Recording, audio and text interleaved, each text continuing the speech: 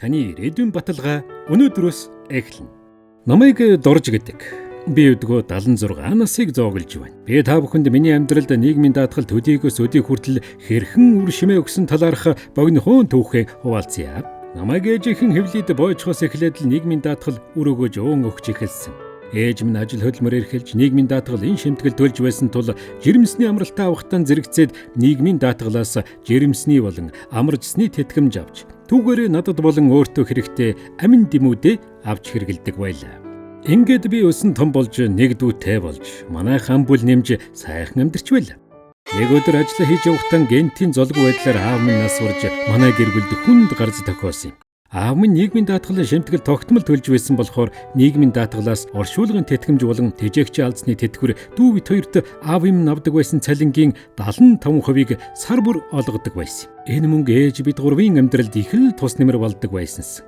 Цаг хугацаа өрсөн өнгөрч би ажил хөдөлмөр эрхэлж эхлэн анхны ажилд орж байсан цаг саяханч нэг мэтгэд 7 жил өнгөрсөн байлаа. Гэтэл ажил амьдралын гараагаа эхэлж байсан байгууллага маань цаашид үйл ажиллагаагаа явуулахад доголдол үүсч би гэдэг хүн ажилгүй болох нь тэр. Ажилгүй болсон ч дараагийн ажлаа хайх хугацаанд миний санхүүгийн их усвар тасраагүй.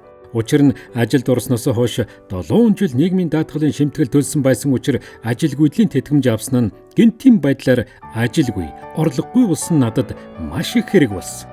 Ажил хөдөлмөр эрхэлж түүнийхэн үр шимийг хүртэж амьдрнаа гэдэг залуучууд бидний хувьд хамгийн чухал юм. Иймлэрч хүчээр өөрт оногдсон ажлаа тултал хийж байсан цаг саяханч нэг мэтгэд тэтгэврт гарахнаас минь иржээ.